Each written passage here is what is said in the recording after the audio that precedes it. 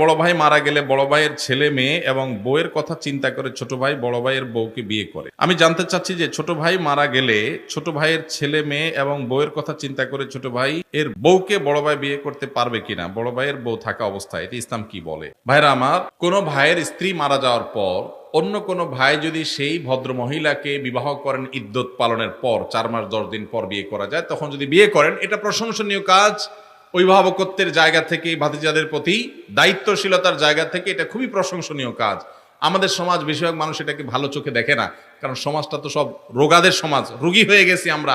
ভালো জিনিস আমাদের কাছে খারাপ লাগে, খারাপটা বরং ভালো লাগে। তো এটা ভালো কাজ। এখন কথা হলো, বড় ভাই তার একজন স্ত্রী আছেন, এই অবস্থায় ছোট ভাই মারা গেছেন, ছোট ভাই স্ত্রীকে বিয়ে করবেন কিনা? উত্তর হলো, ছোট ভাইয়ের স্ত্রীকে বিয়ে করতে শরিয়াত দৃষ্টিকোণ থেকে কোনো বিধিনিষেধ নাই, বিয়ে করতে পারবে না এমন কোনো কথা নাই।